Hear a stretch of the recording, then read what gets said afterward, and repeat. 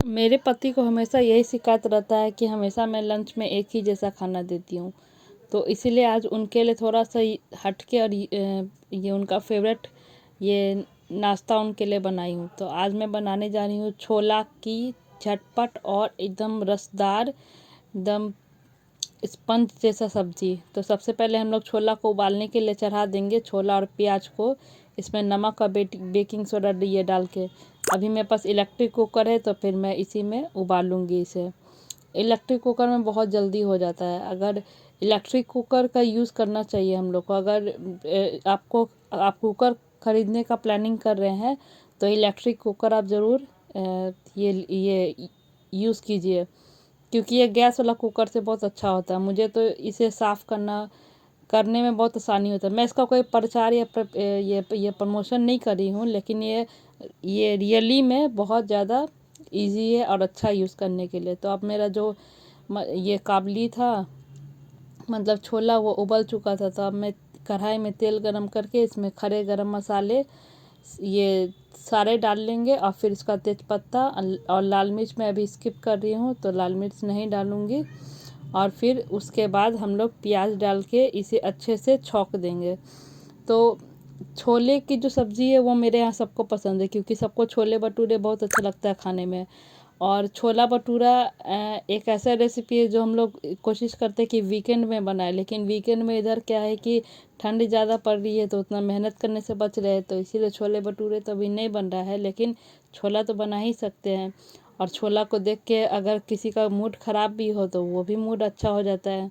तो ये देखिए मेरा प्याज ऑलमोस्ट गला हुआ था, उसमें मैंने उबाल दिया था उसके साथ। तो बस इसे हम लोग ब्राउन करके इसमें सारे मसाले डाल देंगे।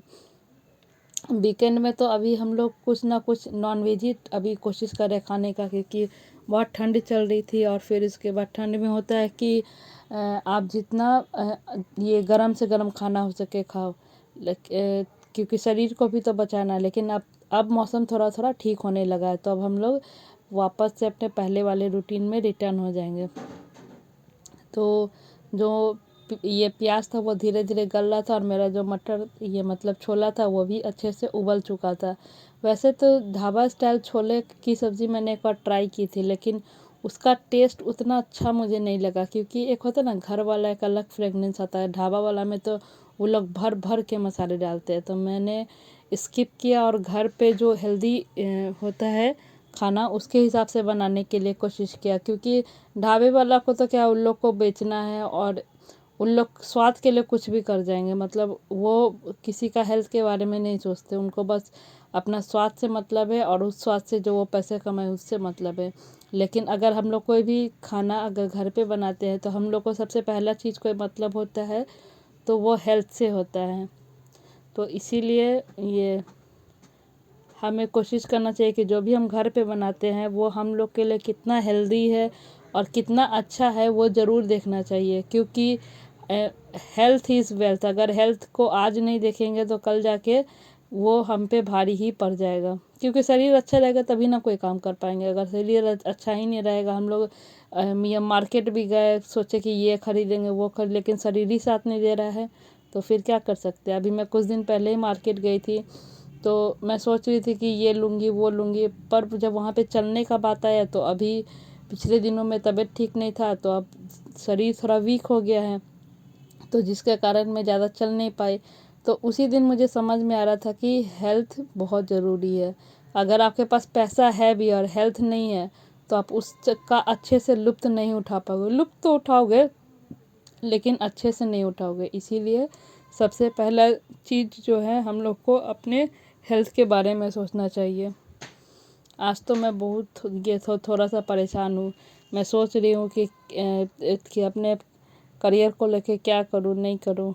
मतलब इस चीज़ को लेके पति से थोड़ा बहस भी हो गया, थोड़ा मूड भी ऑफ था, क्योंकि वो ये चक्कर में है कि मुझे मेरे ये मतलब मायके मतलब सासू माँ के पास छोड़ दें, और मैं चक्कर में हूँ कि नहीं मैं उनके पास नहीं रहूँगी, क्योंकि सबको अपनी अपनी आज़ादी पसंद होती है।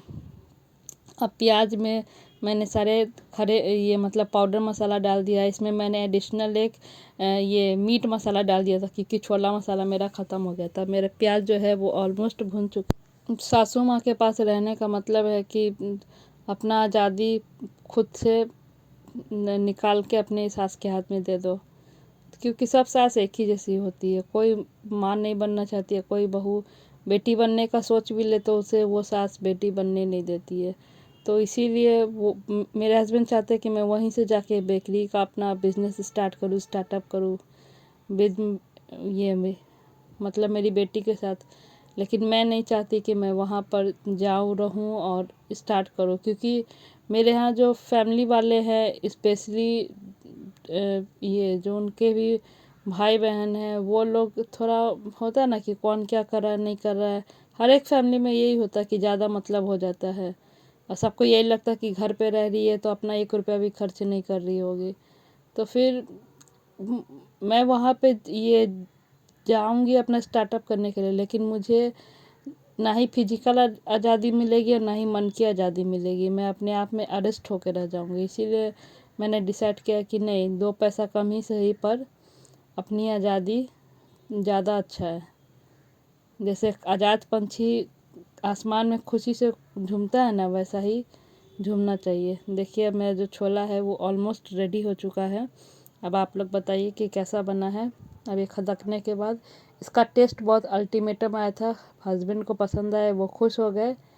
लेकिन काश कोई मेरे हस्बैंड को ये चीज़ समझाता कि अपनी बीवी और बच्चा को अपने ही पास रखना चाहिए, दूसरे के पास नहीं भेजना चाहिए। वो एकदम फिराक में है कि बस तुम जाओ जाओ जाओ। मिलते हैं आपसे नेक्स्ट वीडियो में। होप कि आपको ये वीडियो पसंद आया हो। Bye bye.